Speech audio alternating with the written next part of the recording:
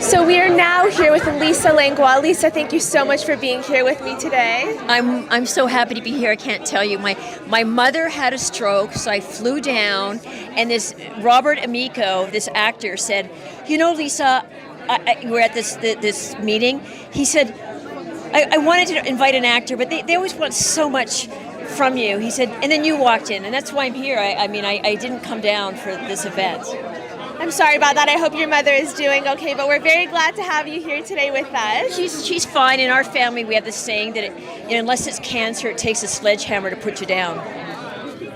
So can you tell me a little bit about how you got interested in the world of Hollywood? I actually wanted to be a journalist or an attorney, and I needed a way to pay my way through university. So a dance teacher said, "Why don't you do commercials?" So I started doing commercials. It's a long story, but then I got discovered by Claude Chabrol, who's a French New Wave director, and I got the role because Jodie Foster was too busy when he offered her the role. And then he asked me to do a second film in French, and I started opposite Isabelle Huppert, and then I went on to work with Hal Ashby and John Huston and J. Lee Thompson. I've had a very auspicious career. I've been very spoiled. And what has been the most important thing you have learned working in this field? You know, I've learned things as time has gone on. I've learned things that you just got to stay yourself. It's the only thing you have control of. You have no control over how your photograph turns out or how your picture shows up. But if you stay with your true north compass, you can like yourself in the morning. You can all. That's the only thing you have control of in your life is your integrity, and that's what was, with my brothers and my mom and my friends. That's what they drilled into me. That is so important to hear. You're never sorry. You're never looking over your shoulder in your life. And you also mentioned that you're a writer in addition to acting. Can you tell me about what got you into being on the opposite side of the camera? What got me into it is ever since I was a child, I loved writing, and I used to spend my free time writing compositions in school. And I came across by chance this novel in Canada. It's a true story about Sylvia Fraser, who's a very famous novelist, and it's about a little 7-year-old girl during World War II. It's a cross between The 400 Blows and A Tree Grows in Brooklyn. And now with the Me Too movement, and we want stories with women's voices, it's the time to do it. On a more commercial level, I'm producing a series. I've written the treatment with Billy Reback, who wrote, produced Home Improvement and Sweet Life of Zach and Cody. Oh, awesome. Because he's funny, and I like being funny too. People don't know I'm funny.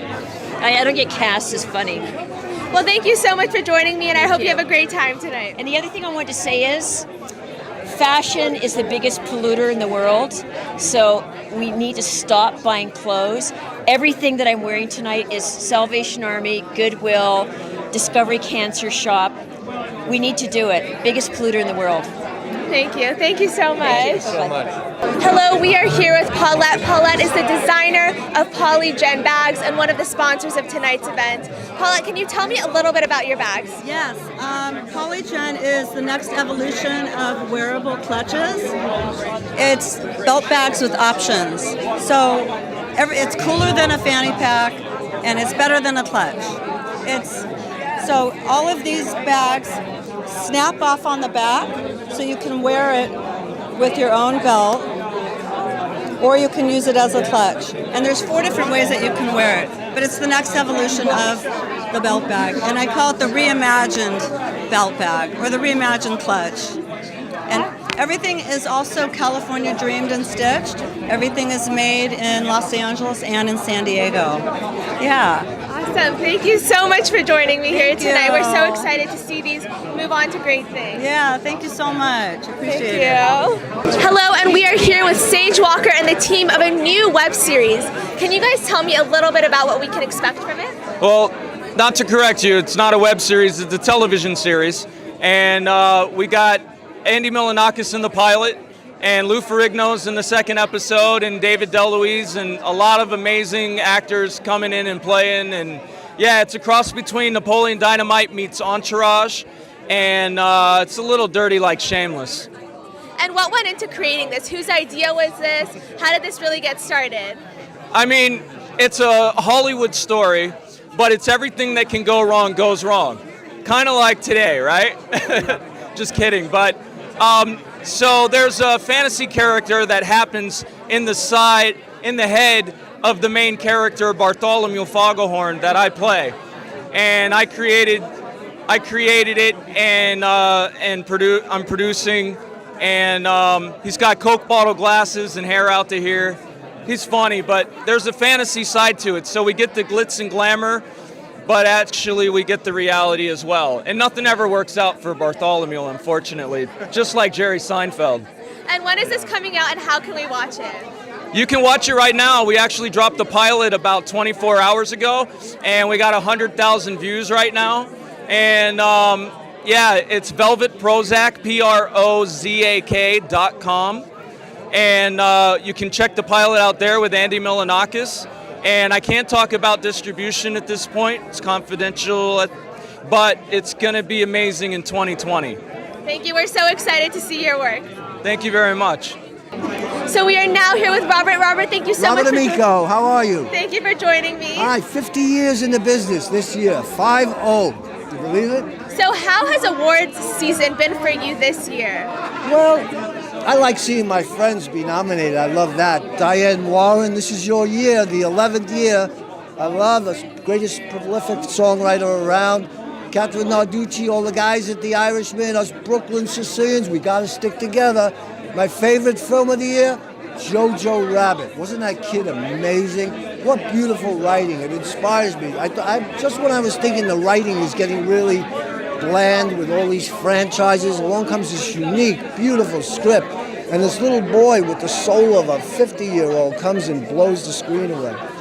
So that's my favorite. And you said you've been part of this industry for 50 years. 5-0. How has it changed over the years? Oh my God, how is it not? We used to shoot on film with no video playback. Very courageous. I feel in general actors were more trained like myself. I'm very theatrically trained. I studied with Lee Strasberg and Stella Adler and did a lot of stage in New York. I think it's been spread out to sports stars and movie stars. And some of them may have it naturally, but you know, you really have to have training to be the Meryl Streep or to be, you know, Al Pacino or Robert De Niro. Let's face it, come on, guys. So. And to any aspiring actors, what advice can you give them? Well, first I'm going to tell you Betty Davis's advice, because Johnny Carson asked her years ago and had the great Betty Davis on and said, what is the best advice you can give a young actor? And she said, take Fountain, because Fountain's the only way to get across town. My advice is stick with it, be true to your heart, work on your craft, and it'll come. Don't be jealous. Some people get picked without talent. Get over that, stay in the negative, cut out all the negative people in your life, and if you endure, you'll have a career like me. Awesome, thank you so much. Thank you so much. Hello, and we are now here with Tom Michael Mulligan. He co-founded the New Hope Film Festival. Tom, can you tell me a little bit about what went into founding a film festival? Well, it started over a breakfast conversation 12 years ago in New Hope, Pennsylvania. I still lived there before I moved to California with a friend of mine, and we started talking about things and about how hard the business is to break in and get discovered. And I said, I always thought, New Hope would be a great place to have a film festival. And lo and behold, I came back to California a week later. Doug called me and said he went to an attorney and he set it up for the festival. He's like, we're going to do it. Let's do it. So his background was Wall Street 12 years, Wharton School of Business MBA, brilliant guy. My background is 40 years in this industry. And so I knew this part, and that's how we set it up over the next year, over the phone. And what kind of films are presented at this festival? Well, it's everything. We have art house features, we have documentaries, short documentaries, student films, animated films, music videos, webisodes, TV pilots, a little bit of everything. And what kind of films are coming up in your personal career? Well, I just finished one called Angel Mountain in San Diego in November. It's going to be on Netflix sometime, probably later this year. That one. The one I have coming up in August in Detroit is going to be my first lead above the line starring role in a feature film. I can't say the name of it or what it's about, other than it's a suspense dramedy, and it's going to shoot in Detroit in August. Awesome. Well, thank you so much for your time. So now I am now here with Rochelle Royale. Rochelle is a beautiful singer. Can you tell me a little bit about what got you into the industry? I'm a singer-songwriter, brand new EP, Book of Royale. Go listen to it on every streaming platform. I would like to bring up Cynthia Erivo. She's not only a Broadway star and a musician, but she's nominated for Best Actress tonight. So I'm really excited to see music and acting come together. It's going to be an amazing show. And what are you most excited about this awards season? Like I said, Billie Eilish is performing tonight. Cynthia is known for her Broadway talent, so it's beautiful to see music as the universal language, and actors are telling us the stories that we need to see to heal, and it's just beautiful to see it all come together. Awesome. Thank you so much. Hello, and we are here with Gloria Garayua. Gloria is from How to Get Away with Murder and Grey's Anatomy, and she has some upcoming projects. So can you tell me a little bit about working with the ABC network? You're right. It's all been ABC. That's interesting. I hadn't even thought of it that way. So I was on Grey's for 3 seasons, and that was an amazing experience, just working with all those stars in that network. Then I moved on to How to Get Away with Murder, and I played a detective, and I love that role. I actually never thought I'd play a detective. But then, funnily enough, I booked another series regular on another show called Reckoning, which hopefully will be out this year. It's Sony Studios produced, and I play a detective on that too. And working on How to Get Away with Murder, it is such a powerful show and so empowering for all involved. You empower women, you empower powerful women. Can you tell me what effects you have seen from the show? It's amazing. First of all, Viola Davis is a powerhouse of talent, and then you have a woman of color who's the leading role, and female, right? And that's so empowering, as you said. So being on that show was inspiring, and I felt like I needed to contribute what I know that I have as power of my own to that project and this world. And I just decided to shine my light. And what do you look for when you're working on new projects? You said you have a new show coming out called Reckoning. How did you land that role? Well, that was easy. I was invited to audition. But in addition to that, I look for something that I've never done before, if possible, something that perhaps will elevate my career and get me some more exposure. I feel like this is always a work in progress. Yeah. Awesome. Thank you so much for your time, and thank you for being with us. Thank you. Hello, and we are here with Patty Negri. Patty Negri is a psychic medium. Can you tell me how you learned that you had such a talent? I thought everybody had it. I was 3 or 4 years old running around and talking to the dead people under the bed or in the closet. I thought it was normal. I think kids really can. It just gets taught out of most people in our non-magical, mystical Western society.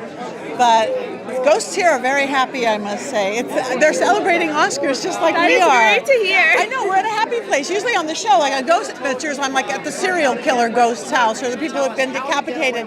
Here I'm with people just celebrating art and life and beauty. And how did you transfer your talents there to your talents in this industry? I think it just happened. I mean, I'm a local girl actually growing up here. I was a performer.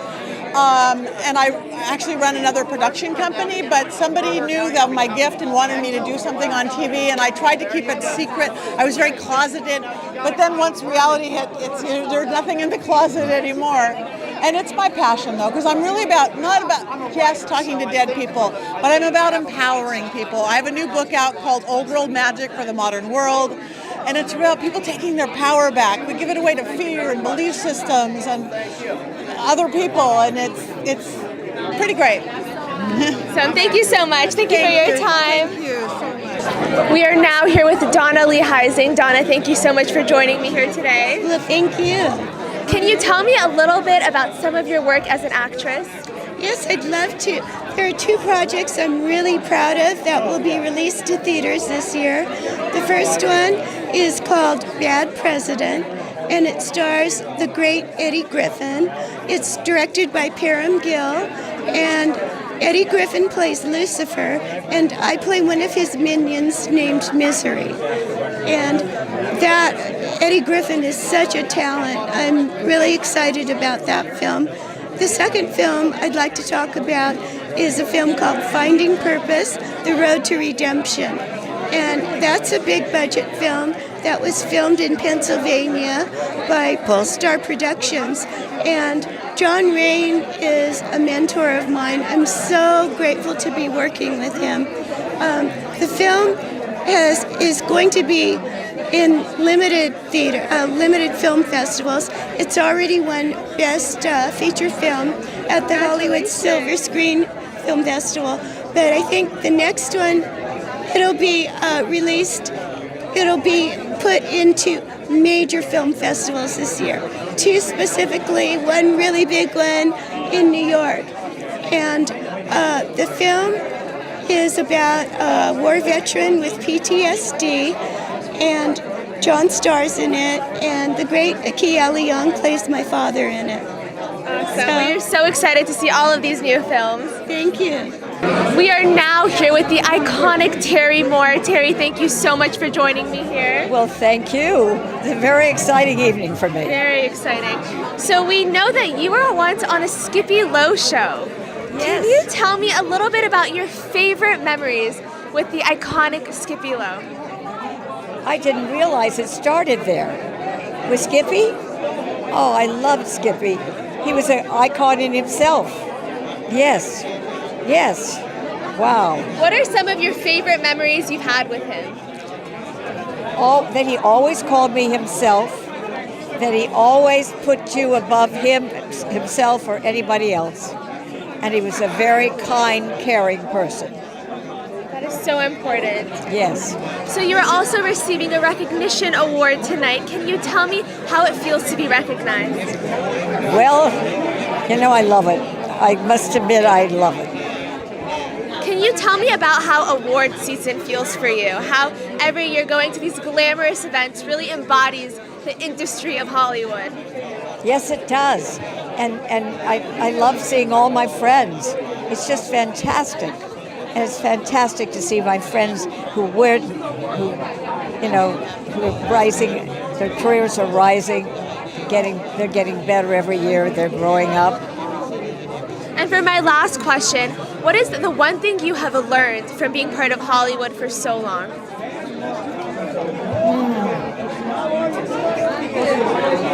Just stick to it because you can always win.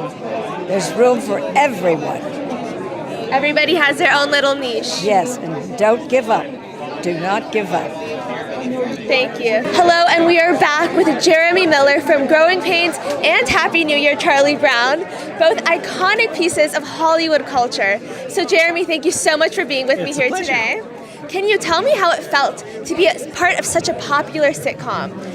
Being a part of a sitcom like Growing Pains was first of all, it was an honor. But it was crazy being that young and having that popularity because you didn't really notice it. I mean, it didn't seem real almost when you're that young.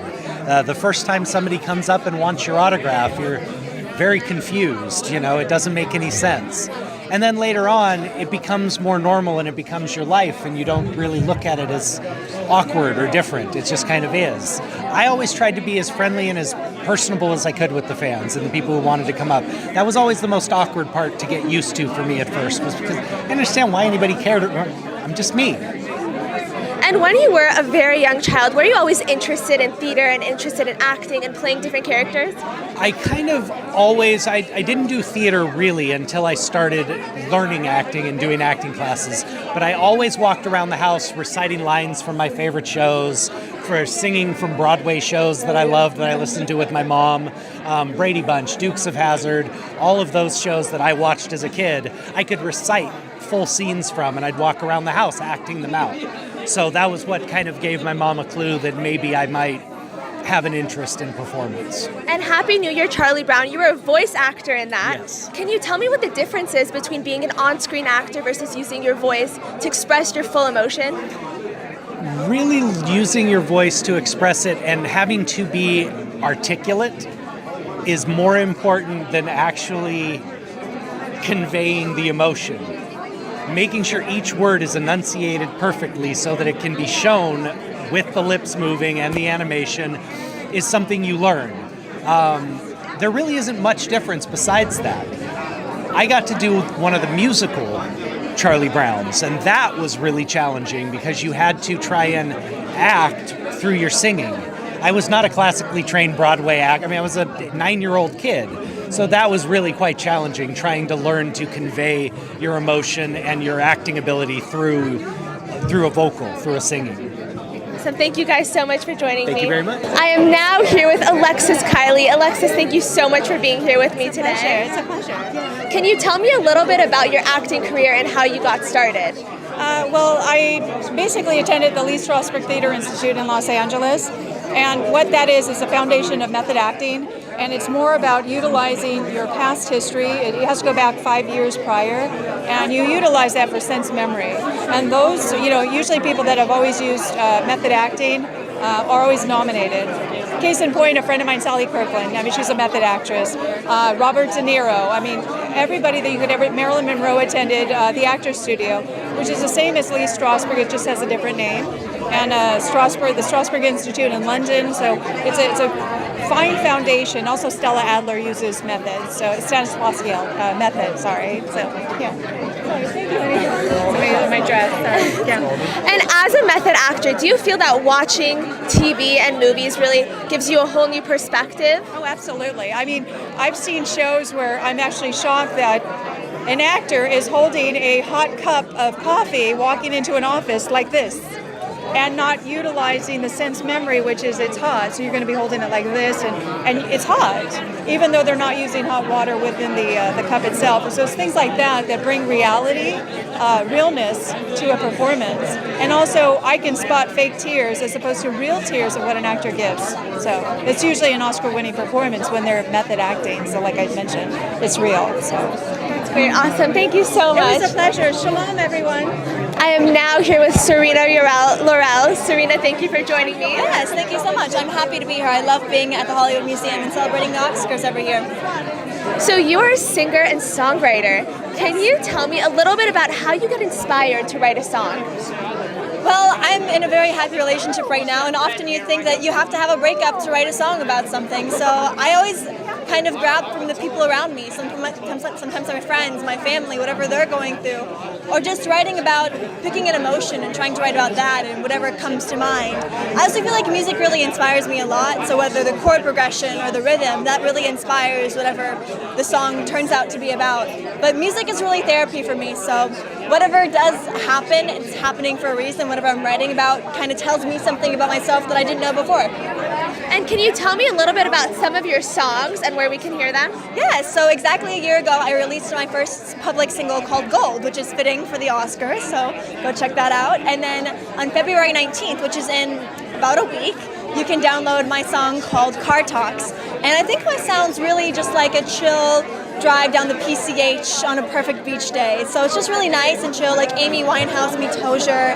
I write all my own stuff, all the lyrics, I play guitar, and you can listen to everything, and you can download it on Spotify and iTunes and everywhere, and I really hope you guys like it. Awesome, and you are also an actress. Yes. So how does your singing background really play into your role as an actress? Well, even when I go out on auditions, I find that the things that I book the most have something to do with music. As weird as it sounds, I booked a feature film called Summertime Dropouts where I play the lead guitarist in a pop-punk rock band. And I play this amazing character named Lucy, who's this spunky, just like awesome punk rock guitarist. And then we just finished a short film cycle for the film called Nasty Habits. And Alison Arm is an amazing female director, and really I have her to thank for all the credentials that I've received and awards that I've received from that movie. And I also play a singer-songwriter trying to make her way to Los Angeles in that short thriller horror film. Yeah. Awesome. Thank you so much for joining us. It's nice to meet you. Nice to meet you too. Thank you. We are now here with Sandra Doolittle. Sandra, thank you so much for joining me here. My pleasure. So you are a showrunner. Can you tell me what it's like to be in that position and to be at the head of a show? It's interesting. You have to be a heck of a fine planner and not just have plan A, B, and C, but D and E and F, and you just have to be really good at rolling with changes and unexpected things. But it is a delightful experience. I'm getting to meet new people in the industry because of this new position, and I am having a great time. And as an actress yourself, how does that experience really play into your role as a showrunner and working with your own actors and actresses? Well, essentially, my role will be as a producer with a fancy name attached to it. And so I'm still going to focus on having quality talent in front of the camera first and foremost, along with a very strong story. And if we can do that, we can continue to bring top-notch entertainment to people. As an actress, I have to say that I'm rather selective about who we cast. and that's going to continue for sure. Thank you so much. It's very nice to meet you. Thank you very much. Thank you. I am now here with Tasha Biltmore. She has her own podcast. Tasha, can you tell me a little bit about what your podcast is? Okay, my podcast is in partner with my partner Tanya Renee Banks from the Little Women of LA. So we call ourselves the Odd Couple, but it's called The Ish is Real with Tanya and Tasha. And we're talking a lot of ish and drinking a lot of alcohol in lingerie. So it's a little bit different. It's not your normal podcast. It's made for night, sexy lingerie, a lot of drinks, margaritas, and we're sponsored by Perfecto Mundo Tequila. Hey.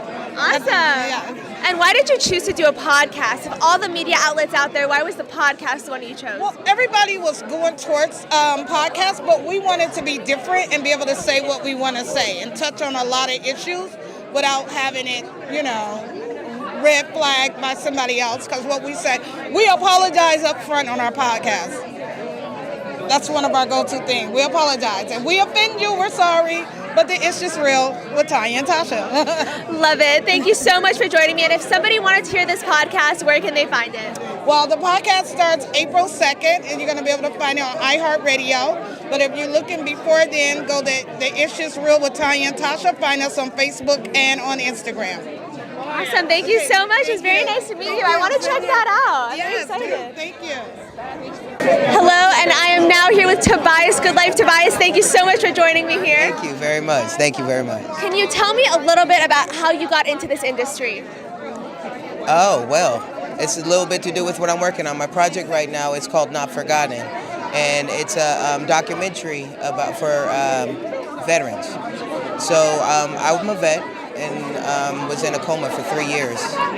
And I was in a campground for 5 years after that, homeless, until I heard about a program called Stand Down. Stand Down helped me get housing, helped me get service connected, helped me get business licenses and business loans and stuff so I can start my own businesses. And I never thought that I would be here where I am right now. And the problem is we're not forgotten. The program is called Not Forgotten, and it's just awareness. There's a lot of people that want to help veterans, and there's a lot of veterans that don't know how to get the help. And in every city and every state around the world, they have this program, and people just are not aware of it. So that's what it's about, getting out the outrage. And if somebody wanted to check out your documentary, how can they find that? Well, it's not going to even come out until the beginning of next year, because we're in production in August, and then the beginning of next year, and you can find it on probably Netflix or Hulu or something like that. I'll probably sell it to one of them. Awesome. Well, thank you so much for your service, and thank you for all that you've done for all the veterans in this country. All right, and if you guys want to find me, I'm on Facebook. Look up Tobias Sebastian, and let's link up and do great things. Thank you very much. It was so nice to meet you. And thank you for your service. Hello, and we are back with Carrie Schroeder. Carrie is a Nickelodeon member. Carrie, can you tell me about what you do on Nickelodeon? Absolutely. So I played the mom on a Nickelodeon show called I Am Frankie. And she's not just a mom, she's a creator of an android, as you do. And how is it like working on a kids show? How is that different than working on a different kind of network? Do you know what? I love working on kids shows because nobody's allowed to yell or swear at you. Not that anybody does that, but I got to tell you, it's me I have to keep in check. I'm like, oh, shoot. No, it's so much fun. And the kids, do you know what? The best thing to learn from kids, because, as adults, and we have our process and we have to do everything. The kids, they're in the dressing room, chitty, chatty, chitty, and then they just roll up, do their thing, and then leave. And you're like, oh, we could all take a lesson from that. So working with kids is obviously such an amazing part of your career. Yes. Can you tell me about a different project that you've worked on? Yeah, absolutely. I did this amazing horror film, and the special effects. Turns. Oh yeah, I know, right? And the special effects that goes into that, and all of the prosthetics for all of the scrapings, it was amazing. But it's time consuming, but night and day. And how is it like working with special effects? How is it like as an actress not having everything in front of you? A lot of imagination, but it's great because as long as you and the director are on the same page on what you're trying to create and what part of the story you're in, it's actually really cool because you really have to go inward and create that story for yourself, which of course I love. Awesome. Thank you so much for joining me. It was very nice to meet you. So we are now here with Kathy Garver. Kathy is from Family Affair and the iconic 10 Commandments movie. Kathy, thank you so much for being here with me today. Yeah, my pleasure. Can you tell me what it's like being part of the 10 Commandments movie? That is probably one of the most famous movies of the 20th century, and we are so excited to have you from that movie being with us today. Thank you. Well, it was really a mighty experience. This was not the silent version. The one with Charlton Heston, and being a small child and seeing the enormous personage of Moses in Charlton Heston was incredible. And I remember the Red Sea closing, and that we shot actually at Paramount, and they had like buckets of water all set up all along the catwalk, and I was supposed to go up on the paper mache mountain and when action was called. And so all the water came down, and it was just so exciting. And then Cecil B. DeMille asked the cameraman, they had three, he says, "How was that for you, camera number one?" He said, "Mr. DeMille, a camel walked right in front of the lens." And he says, "Oh no." He said, "Camera number two, how was it for you?" He says, "Mr. DeMille, water splashed right in the lens. I lost it." And then he remembered he had the cameraman way up where the water was on the catwalk. So he says, "Camera number three, how was it for you?" And the cameraman said, "Ready when you are, CB." That's a true story. I was there. So obviously filmmaking has changed tremendously from then. So what is the one thing that you feel has been lost in all of these new technologies? That is such a good question, because I see all of these green screens and all the hyper-technological types of things that they put in to make an effect. And you look back at the 10 Commandments, and you see these walls that are being closed, and the woman, that's going to be crushed, and you feel that, because that's real. It's a human kind of thing that transcends the film part of it and brings out the spirit. And that's what I think is lost. You're losing that spirit. And moving on to Family Affair, that is one of the most popular sitcoms as well. Can you tell me how it felt to be part of such an important part of Hollywood's culture? I love being a part of that history and part of the sitcom golden age in the 50s and the 60s. And our shows endure. Like My Three Sons, and that was made by the same producer, Family Affair, Leave It to Beaver. Of course, it helps. There were only 3 stations then, so everybody watched them. But my news is that I'm doing a spin-off called Aunt Sissy from the show. So exciting. So that'll be on this year, and then I'm doing another show called TV Dinners, where I interview some of these classic stars, Tony Dow and Jerry Mathers. They come and they cook, and we talk, and we catch up. Awesome. Thank you so much for joining me, and it was such an honor to meet you. Thank you. Same here. So we are now here with Kate Linder. Kate is on The Young and the Restless. Thank you so much for joining me here today. Thank you. So how is it like being on such an iconic soap opera?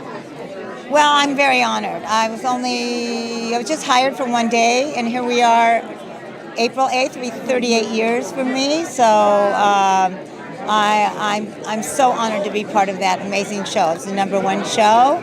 We're in our 47th year. We just got picked up actually for 4 more years, so that's really good, really good. So you have been on for 38 years, but the thing with soap operas is that actors come on and off and on and off. How is it like working with people who will only be there with you for a short amount of time? Well, I like the coming on part. I don't like looking at the coming off part, so I just don't look at that, because you never know. Because look at me, I was hired for one day, so who knew, that would happen. So. And how has the television industry changed over your time on the soap opera? Well, it's very fast now. It always was, but it's faster. There's, the budgets are tighter and the money is tighter, so we get one take now. You really, lots of times we would do it over and over, even though something wasn't right, but that's not the case now. So you better know what you're doing, Yeah. Thank you so much. And if people wanted to watch The Young and the Restless, that is still on, where can they find it? Well, we're on CBS, so that's really good. And if you go to www.katelinder.com. My Instagram and Twitter and Facebook's all right there. Awesome. Thank you so much. I am now here with Crystal Hong. Thank you so much for joining me here. Yeah, it's my pleasure to come here. I'm an actress and also I'm a producer. Can you tell me a little bit about some of your acting work? Yeah, the last movie I was in is called Cupid Paradise, and Cupid Paradise will release next Tuesday on Dust, and also the next two weeks I'm going to shoot in the new feature film. It's called Chinese Speaking Vampire. Awesome. And can you tell me about some of your producing work? How did you get into becoming a producer? The Cupid Paradise is one of my movie I'm produced, and the next two movie is called Dog movie. We're going to shoot it in London too. Awesome. Thank you so much. Very nice to meet you. Yeah, me too. I am now here with Eva Georges. Eva, thank you so much for being with us. And thank you for having me here. So you are on a hit show, Criminal Minds. Can you tell me what it's like working on such an amazing show? It's amazing. I mean, to be on a set with talented people, fantastic people, it's always amazing an experience, you know. And do you think being on a detective show has given you a different outlook on life, and when you watch the news, a different perspective on the issues? Actually, I don't watch news. I try to listen to beautiful music. I try to read books. I read a lot of different plays. I perform in a theater. So news is something I'm trying actively to avoid it. And how does your theater background really help you when you're in front of a camera? I actually, to be honest, I'm still studying acting. I've been for the last 10 years studying my craft at the Beverly Hills Playhouse with two of my favorite teachers in the world, Art Cohan and Alan Barton. And what it gives you, I think stage and studying your craft, it's like working out. Like, you can't just stop. There's always, you want to work on different character, developing new skill, and absolutely improving yourself every single day. Just like singers, they just don't stop singing, and there's a show and you have to go perform, right? You have to keep training every day. That's beautiful. Thank you so much. We are now here with Donna McGrath. Donna is an internationally recognized research scientist. Thank you so much for being here with us. Thank you. Can you tell me a little bit about your previous research and what impact it has had on our world? Well, the previous research that we did at the NIH in 1992, we found a cure for sickle cell anemia. However, that drug, we didn't know the long-term side effects, and so it just kind of fizzled out. But at that time, we did go to the White House with Ronald Reagan, and we were internationally acclaimed. Okay? And then I went through a transformational experience where I had an out-of-body experience, and I went to the light, and I asked the light, what is the cure for all diseases? And I was downloaded with the ability to heal people miraculously. That's my favorite word, is miraculously, but I made it up. Anyway, miraculously. And so I've worked with 45,000 people since then. And I have a new book coming out called Miracles of Total Body Healing, True Cases of Miracle Healings from the Files of a Master Energy Healer. So I'm really an energy master. And how has your research on sickle cell anemia, although it wasn't able to go out and be used, how has that impacted other researchers' work? Like, how has your research really formed? Well, actually, at the time, in Time and Newsweek and the Wall Street Journal, when our research came out, they said that it was the first time that molecular biology came to the bedside. Okay, so it was a foundational type of research. That's amazing. Yeah. Thank you so much. You're such an incredible person. Thank you so much. Thank you. We are now here with Donna Spangler. Donna is in an upcoming movie about witches. Can you tell me a little bit about your role in that? I played a good witch. There were three sisters, like the Bell sisters, the Bell Witch sisters, and there were three of us, and we were actually good witches. We shot the independent film in the UK near the cliffs of Dover, which is kind of a famous landmark. And we had bad witches too, and there was some blood and magic, a lot of magic. and it's going to be a fun film. I think you guys will really like it. You'll be able to see it if you just Google me, and I'll keep everybody posted as to what, when, where, and how. But it should be presented at Cannes. Awesome. And what is it like filming in the UK? It's really fun filming in the UK. I had a fabulous time. I had several friends go with me. So it was during October, which is Halloween, and we went to a few Halloween parties. We were in an old graveyard where we filmed, and Captain Hook was actually buried there. Yeah, so it was a small graveyard, but it was very spooky. So that was and the time. Cool, you know.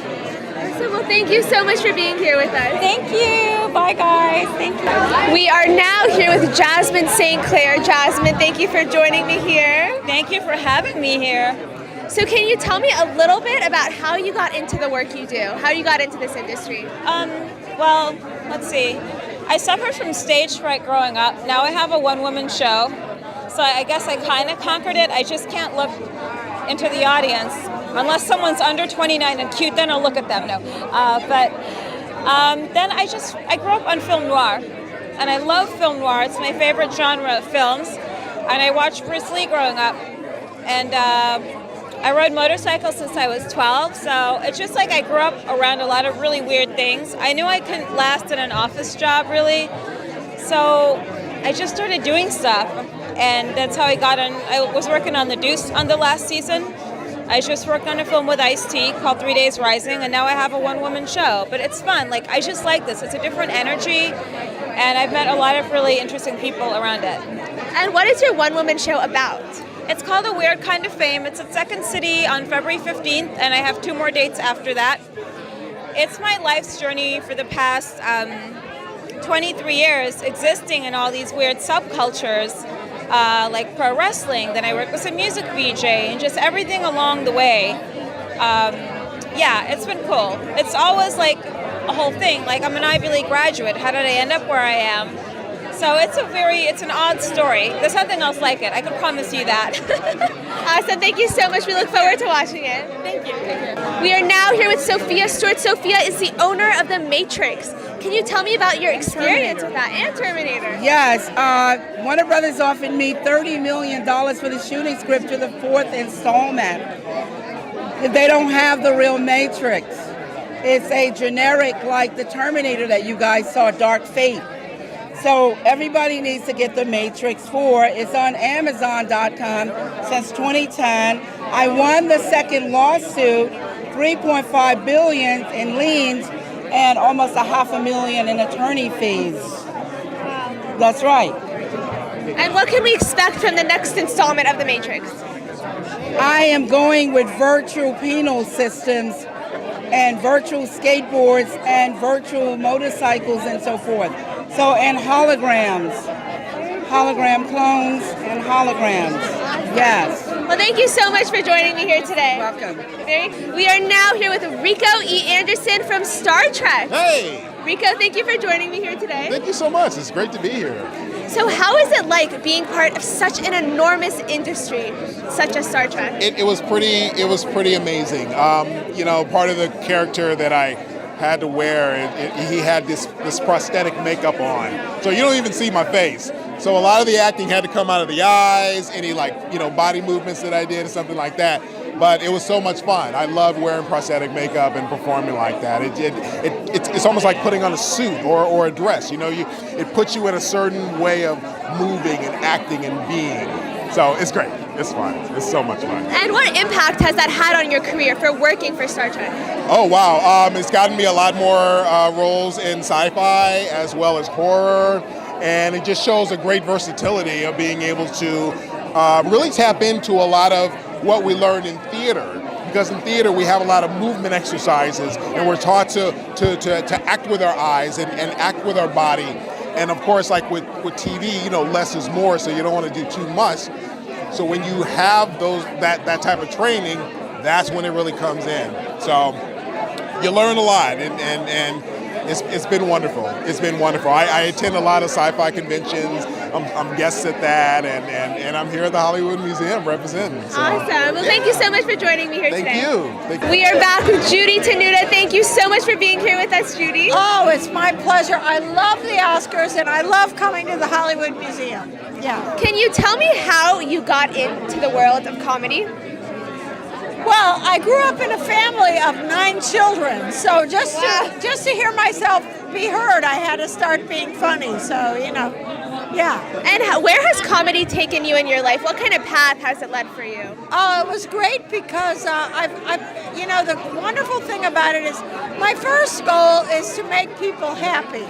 So whenever I get all these notifications on my Instagram, on my on all social media. Oh, you've made my day. You've made, you know, I just want to make people happy. So that's beautiful. Yeah, thank you.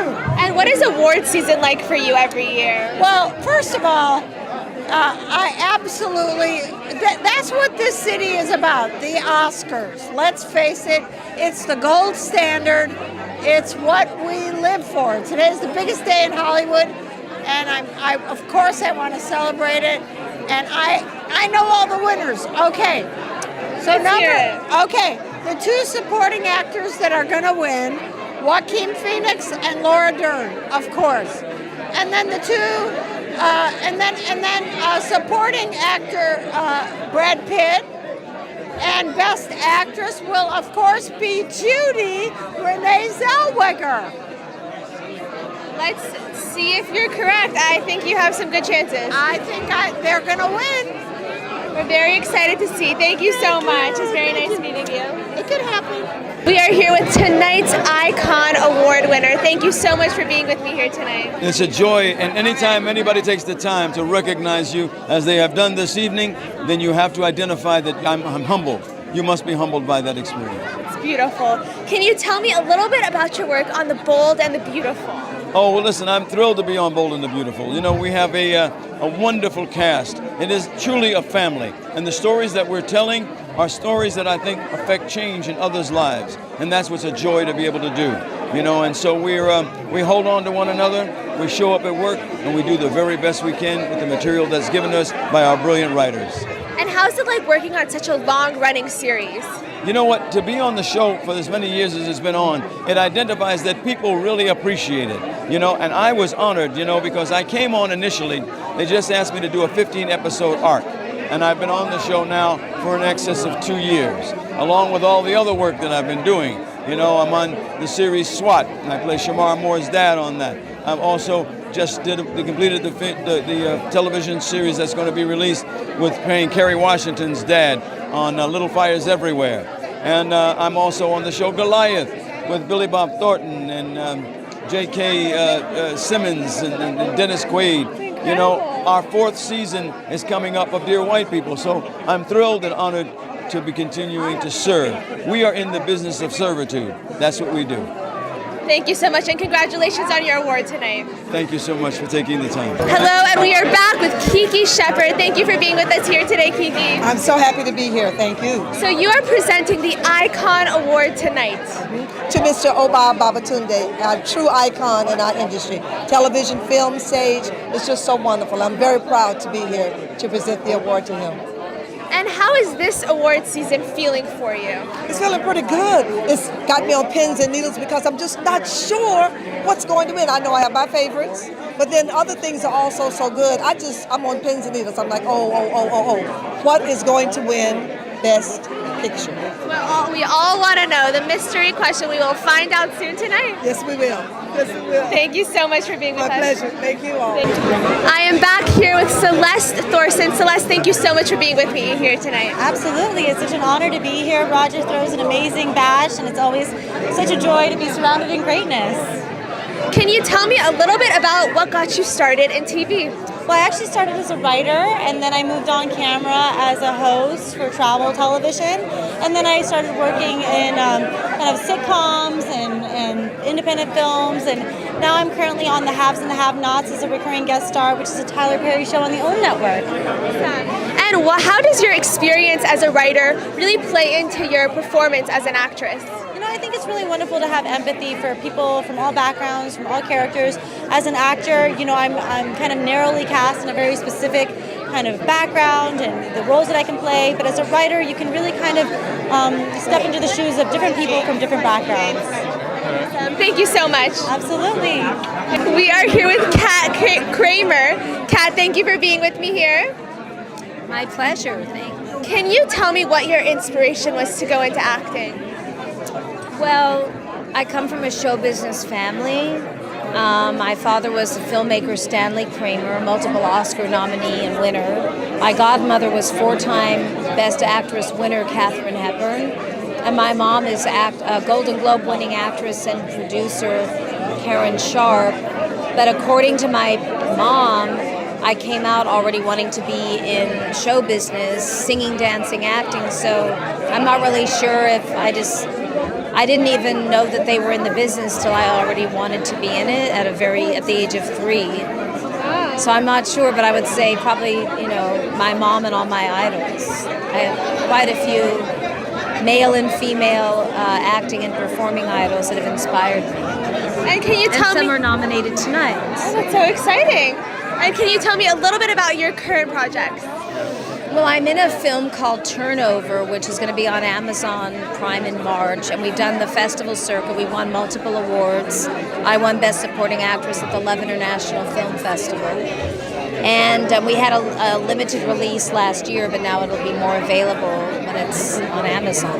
Great. And I'm also in a short film that's been on the festival circuit called Mother's Day Memories about Alzheimer's disease, and it's going to be screening this Friday at the Regal LA Live at the Real Independent Film Festival. And I'm very involved with the award season. We have 3 different Stanley Kramer Awards. The first one this year, we honored Bombshell at the Producers Guild. Then right after that, we honored Harriet, the Women of Harriet, at the African American Film Critics Association. I personally chose that one, and they're both women empowerment films. I had my own screening of Harriet too, which was empowering, and presented that and moderated the panel. And I'm very much behind The Irishman, even though it's male-dominated. It's females behind the scenes in main creative roles, and I'm lucky to have known pretty much all of them or worked with them, and to know De Niro, Scorsese, Pacino, and worked with De Niro twice. So, well, thank you so. We're looking forward to seeing if they win. Thank you so much for being with us. Thank you so much. Thank you. It's nice to meet you. I am so excited to be with the Pointer Sisters, a legendary R&B group. Yes, we are. We are on the 3rd floor of the Hollywood Museum, and right behind us, this entire room is filled with your mementos and all of your stuff, all of your platinum records, your gold records, all of your awards. This is an incredible room to be in. It's incredible. Donnell Danigan gave us the whole 2nd floor of the Hollywood Museum, and we filled it up. Oh, yeah. We had all these things from the 70s, 80s, 90s, 2000, and we just kept hold of everything: shoes, clothes, jewelry, and these are gonna go on display right after we finish these interviews. After the We're taking these off. I love it. I love it. And how does it feel to have this Oscar party be in this very room with your stuff here? This is such a plus. I'm so proud. What a party. Proud. It's a great room. It's a great exhibit. And the Pointer Sisters, me and Bonnie, we finished a new book. We have a book that's coming out February 11th called Fairy Tale. And Fairy Tale is the name of a song that me and Bonnie wrote back in the day. And it got the Pointer Sisters their very first Grammy Award. And we were the first Black group to ever get a Grammy for a country song. That is amazing. Yeah. That is so incredible. So go get Fairy Tale. It's a fabulous story. And we also wrote a new song. And it's good for Black History Month right now. Yes, that's right. Go get it. Of course. And for my last question, from all of your songs, which has got to be your favorite? The one we just finished. I'm so excited, and I just can't hide it. I'm about to lose control, and I think I like it. Beautiful. Thank you guys so much. I am now here with Ella and Dan. Thank you guys both so much for being with me here tonight. Of course. We're excited to be here. So Ella, you work with Tyler Perry on his Tyler Perry Studios. Can you tell me about the recent opening of his new studios in Atlanta? Oh, well, I think it was very exciting. Of course, I wasn't invited, but I read all about it in the papers, and I saw it on television. I went to the first studio where I shot, when I shot Temptation, Confessions of a Marriage Counselor, and I was impressed with the studio then.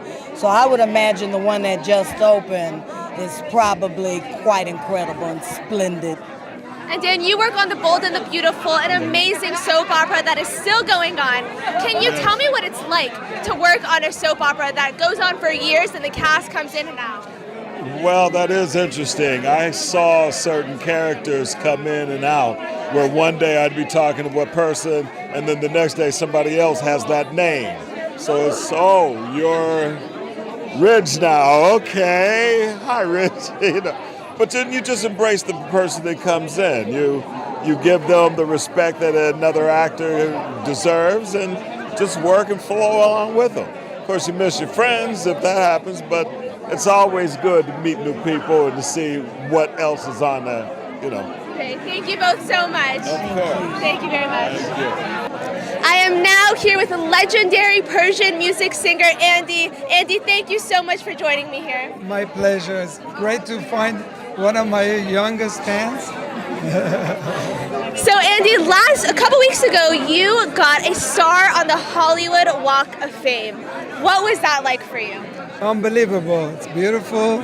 And like Shani said, this is my wife, Shani. Hi. She's also a singer-songwriter. And today is a beautiful day. We're at the Hollywood Museum. I'm receiving an Icon Award, which is unbelievable because I grew up with Hollywood movies. Even being born in Iran, we grew up with Hollywood movies, and I'm just so happy to be here. It's a great day. 2020 is a great year. And as an Iranian singer, how does it feel to be recognized as such a hallmark of America? Well, I feel American also because I'm an Iranian, Armenian American. I've lived in Los Angeles for 41 years, and I'm all of them, and it's just a great feeling. Some people don't have even one country, I have three. It's beautiful. And Shani, as a singer-songwriter yourself, how is it like being part of this power couple of music? I mean, it's great. We get to do a lot of fun collaborations that hit people all over the world, and being based in America, but we have, you know, great fans all over the place, and so we get to experiment and see what they like. And we're here celebrating movies. We've gotten to do a lot of things for movies, and there's a lot more license for creativity with movies. So we get to really experiment and combine a lot of our different backgrounds. So it's exciting. It's fun. But you're right. As a team, not only we write, we produce, we sing together, but we also have a charity for dogs. We save dogs, and it's called voicesout.org. We are very small, but we have been very successful, and it's just great to live in California where all these great laws of animal welfare is happening, and we're proud to be a small part of it. That's beautiful. Thank you guys so much for all you do for animals, and thank you, and congratulations on your award. I am now here with Barbara Luna. Barbara, thank you so much for being with me here today. You're so welcome, and you know what? I like to be called Luna. Luna? I love do. that. I do. It's my last name, but I like it. So cute. So Barbara, Luna, you are a legendary Star Trek actress. Can you tell me what it's like to be part of such a franchise? Well, the first thing I'm going to tell you, because I know you're dying to know, is William Shatner is a good kisser. That's always important. That's the key information we just got right there. That's it. No, you know, it's crazy. I have worked with the most legendary stars in show business, honestly. The younger group may not know Frank Sinatra or Spencer Tracy or Jimmy Stewart or Henry Fonda or Vivian Lee. Well, sometimes I talk to kids who don't know who the Beatles are, you know. But when it comes to Star Trek, that's it. That is it. That's the most important thing. It's wonderful to be part of that history. I mean, nobody knew when we were filming that it was going to be this phenomenon. But if you really pay attention to the stories in classic Trek, then you understand why it's so wonderful. Beautiful. Very important piece of information we should all listen to. Thank you so much, Luna. It was so nice to meet you. We are now here with Jamie Monroy. Jamie, thank you for being with us here tonight. Hi. It's so good to see you. I feel like we've done this before. What are you excited about for this Oscars night? Well, you know what I'm excited about is when an organization like KBEV comes out, because there's a team of people here, and you can't see behind the scenes, but people are professional, they're dressed sharp, and somebody's working camera, somebody is taking notes, and we're even uploading and streaming, and that's what the world of entertainment has become. KBEV is truly amazing with preparing us. Mr. Carey and Robbie, they've been such big helps to us all. Very much, legendary. Off camera, I was sharing. I go back with Mr. Carey when we worked together at Paramount Studios. I had a very ambitious idea, a very small budget, but Romeo believed in me and believed in the concept of taking charge of your own destiny creatively, and to get it down on the page, get it up on the stage, and present it to the industry and see what happens. If you don't do anything, I guarantee you nothing will happen. And that's why Mr. Carey and I remain very good friends. Of course, he's a legendary entertainment personality in his own right and legacy through his father's incredible work. And Robbie Curtis, hey, can you find a funnier guy? You know, I'm the comedian, but I got to keep up with Robbie. Robbie is just a wonderful writer and a good producer. And we've had a couple of shows that we have considered to be pitched around town, but tonight it is Academy Awards night, and it's great to be here with you looking beautiful and to see so many different kinds of stars. There have been legends here tonight. There have been Oscar winners. I even got to hold a real Oscar myself. And there were TV stars from legendary TV shows, and then new people that are coming up in the game. And that's what's great about this Oscar viewing event, which is just right around the block from the Oscars that are happening live. We're here happening live. And KBEV brings it to you because this is the caliber of work and determination to be part of the entertainment industry. And this is why I back Mr. Carey and the broadcast and TV department that you guys head up. Thank you so much. And a true thank you to everybody who's behind the scenes tonight. Yes, and can I share my $250,000 watch? $250,000. I know that's nothing at Beverly Hills High School, but for me, being from Lincoln Heights, East Los Angeles, this is a big deal. Obviously, I'm making payments. I'll be making payments until I'm about 480 years old. It looks worth it, though. Yes. Time to go, right? Thank you so much. Thank you very much. Nice to meet you. Hello, and we are back on Oscar Sunday with Eddie Barber, an Oscar winner. Eddie, can you tell me what this Oscar is for and what the process was like to win it? Okay, it's a very, very strange story behind this thing. Do you know what 24p is? It's what allows video to look like film. Yeah. I started thinking about why does film look so good and video look so bad back in 1970, because I did a tour. I toured a local TV station, and they had a film chain, which is basically a video camera shooting a piece of dirty, scratchy film. And I asked them, I said, what's different between this camera in the film chain and the camera in the studio that's shooting people? And they said, well, they're basically the same. It's a different configuration. So I started thinking, how can a video camera shooting a piece of dirty, scratchy film look so good, but a camera shooting a real person looks like Gaga, like a local news or a soap opera or something? So I started thinking about it. And in the early 80s, I came to LA with you know what a camera boom crane jib thing is? I invented that, and that brought me to LA. That's incredible. Thank you. I actually got one of my Emmys for Outstanding Achievement in Engineering Development for that. So anyway, that got me the audience of a lot of big-time DPs and cameramen, and I would ask them, why does video look so good? I'm sorry, why does film look so good and video look so bad? And they would say, it's lighting, it's lenses, it's contrast ratio, it's resolution, it's all these things. And I did a lot of tests and found out it was none of those things. And then I finally, in 1985, figured out what it was.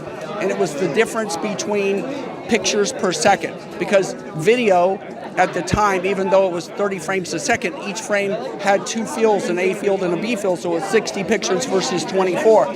So once I figured that out, then I just had to figure out how to do it, and I figured out a lot of ways to do it. Anyway, I spent another 15 years trying to convince the industry that it was a good idea to put that in cameras, and they kind of all took it from me. But anyway, I was asked to make an Oscar submission for 24p. For a technical Oscar, which I did, and they sent me back a letter to the effect of, thanks but no thanks, and yet they gave at least 3, if not 4 camera manufacturers that utilized 24p to make their cameras look like film, gave them Oscars. So I was a little bummed, but then guess what happened?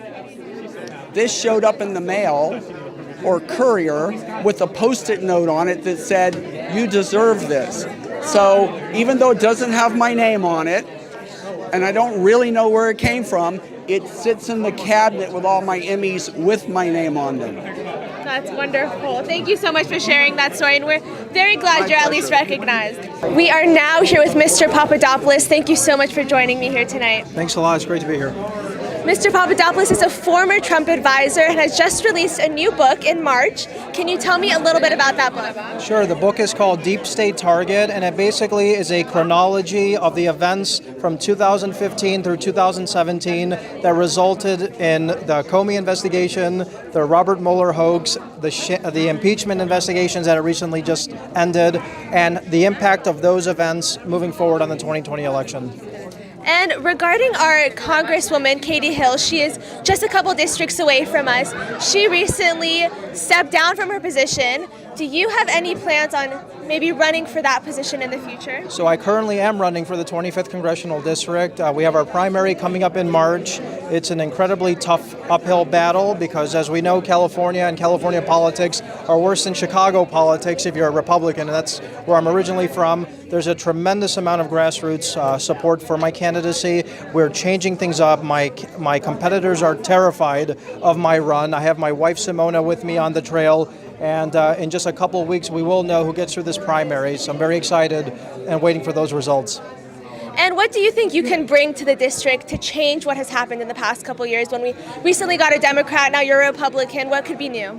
So I've had the privilege to live in California with my wife for the last year and a half, and you don't need more than 2 eyes to look around and see that there are a lot of problems in this great state. The state also has the most potential out of any other state in our great union, and given that, somebody like myself, who's beholden to no one, who knows how to handle the mainstream media, and my entire campaign is funded by individual donors and no lobbyists, special interests, PACs, or corporations. I'm beholden only to the people. I listen to the people in the district, I hear what problems they have to tell me, and that's how I'm going to run and how I will represent them. And that's what my power is. When you're not beholden to somebody, you have a lot of independence and you care about your voters, and that's what I'm all about. And for my last question, what has your experience in the White House and with our current administration, what can that experience bring to your candidacy or your position as a congressman? So I've always said to the voters, every time I go to the district, I can get to Washington, D.C. on day one, know the players in Congress, have my friends in the administration, reach out to my hand and say, let's work together, let's get things done for the great state of California, because I bled for you and I will work with you. And I think that's a thing that no other candidate has, that I have, and I think the voters see that. Awesome. Well, thank you so much. Thank you so much, guys.